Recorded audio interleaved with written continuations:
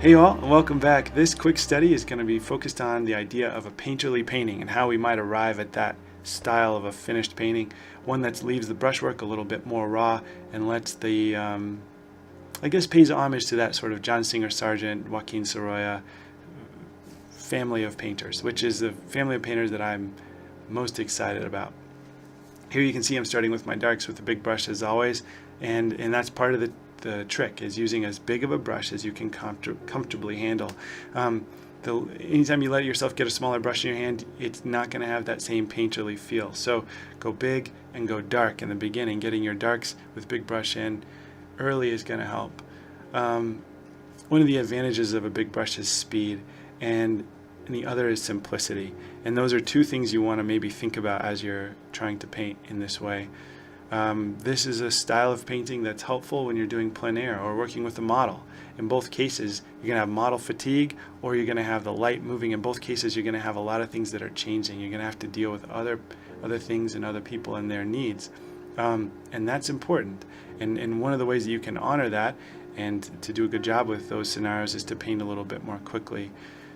So here, even when I'm just working in my studio from a reference picture, I don't have to worry about a model. I don't have to worry about the light moving or the light fading or nighttime coming.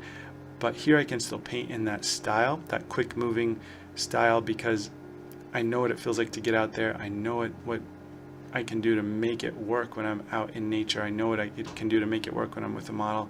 And a lot of times it's speed and simplicity. Big brush is a quick way to get there. The other way to get there, another way to get there is to squint. I squint my eyes almost all the time when I'm painting, and the goal of that is to mitigate some of the detail. It kind of crushes out the detail and focuses in just on the value. The lights and the darks really pop when you're looking at the world with squinted eyes, like really squinted eyes. As you can see, I've kind of left that storefront window as is. You can't see the little bulletins or any of the messages that are on the window, but I do get an impression of light and of some depth and some different values across there in color temperatures. And I'm doing the same thing with the different panels of the vehicle, and I'm not trying to paint the detailing or the different transitions and the surface of the vehicle, but what I really am trying to do is capture big blocks of similar value, similar color temperature. Again, using big brush and squinting. Another thing that will help, I think, is mentality.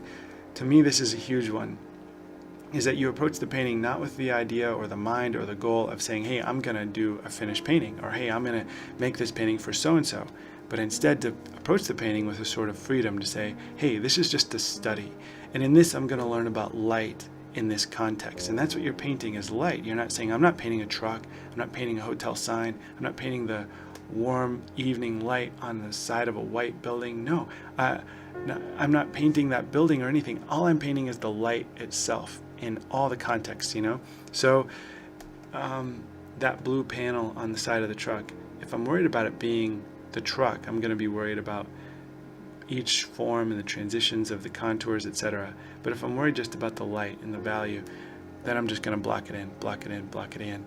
And I think that's the key, is blocking for simplicity, using a big brush, keeping everything focused on this idea of it's a study of light.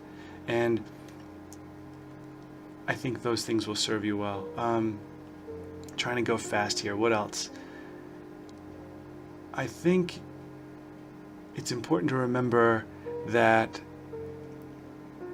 our goals are really going to dictate what's going to happen on the canvas. And if your goal is perfection, it's going to be hard to overcome that, and it's going to cause anxiety. It's going to cause you to zoom in and get a small brush and kind of tickle each little area.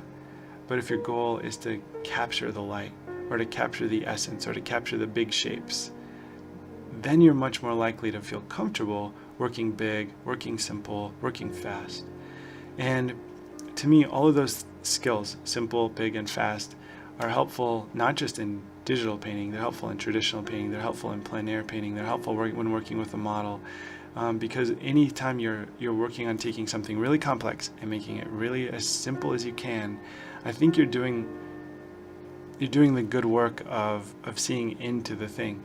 And they say you only know a thing if you can teach it. And one of the ways that a teacher teaches is to take things that are really big and make them smaller, or take things that are really complex and make them simple. And I think the latter is what we want to do when we paint, especially in the beginning, because you can always go back after you've got the canvas covered with all the blocks of color, all the blocks of value.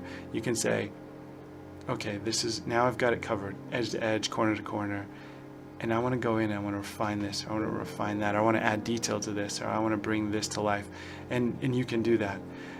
So whether I'm doing a painterly painting, a refined, super finished, everything is blended super well kind of painting, hyper-realism, it doesn't matter. In all cases, I'll start in the same way. I start just like this, because I think this is just a healthy practice for figuring out the relationships and the interplay of all the value, all the color, and the sort of, the scene that I'm trying to create. So that's my strategy number one. So we've talked about mentality, we've talked about goals, we've talked about some tips about using the biggest brush we can, about using squinted eyes, and about, I guess we haven't talked about this too. I think one of the other things you can do is make your reference image kind of small so that you can't go in and select or even see a lot of the detail. You just have to work sort of bigger. Sometimes when I'm working with students that really can't grab onto this concept, what I do is I make them take their reference picture and blur it out quite a bit so that all they see are the sort of blobs of lights, darks, warms, and cools. And then they work toward, we allow them to unblur it once they've got the entire canvas covered with those local colors, those big blocks of color. One other thing about brushwork. Brushwork is essential in drawing and painting and anything, printmaking. It's a lot of why we look at the old masters is that a lot of their brushwork was unbelievable, right? Not only did they have the incredibly technical skills to do something with, an amazing subject, a relevant context, and bring all that stuff to life, but their mark making was really beautiful.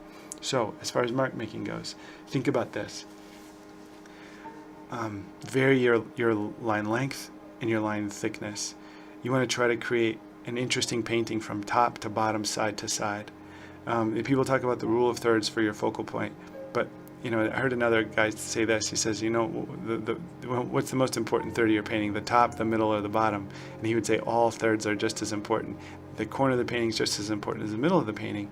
And when you're painting a painterly painting, the mark making is what's going to carry it. So you need to have good design. Yes, you need to have some visual balance. Yes, you need to have a good structure that balances lights and darks. Yeah, all that stuff. Maybe you have some focal point. Maybe you have this. Maybe you have that. But your mark making is what's going to sort of sell it. It's going to take that well-designed structure, that well-balanced image, that interesting subject, and it's going to give it a life that maybe a photo can't have, right? So your mark making, variety and intention. Sometimes it's the direction of the mark that matters, and sometimes the length of the mark that matters, sometimes the thickness of the mark that matters. But whatever it is, look for variety in your mark making. Let's say you have a big panel of the picture that's all just one value. Maybe a big part of the sky is relatively little gradation in there. It's just kind of like maybe a cobalt blue or something. It's your mark making that will give that part of the painting without a lot of variation. The mark making will be the variation. The mark making will be the interest. And you got to think about that all over the picture. So sometimes we can get stuck doing itty bitty marks, and everything kind of has this same staccato about it. There's like this little choppy little marks. Now think about that. As the eye looks at that and it sees the commonality across the whole picture, the same mark making, sometimes that can get a little bit dull. So look for variation, look for variety. Real quick here, I just painted in such a way that I had a lot of white spots in my picture, so I just kind of duplicated the layer and filled in some of those white spots on the, from the texture of the canvas in Artrage. Now here I created a final layer, and I'm just going to do a blend mode, and I'm going to use soft light and just kind of paint with some warms and some cools and give my picture a little more dimension and push the highlights and push the darks a little bit. So hopefully you got some tips for painterly painting. Hopefully you got some tips for using soft light as a finishing layer to push your highlights and push your darks. And hopefully you thought about your mentality a little bit with how you approach your painting and what you really want out of it, and how do you set yourself up to be successful with what you want.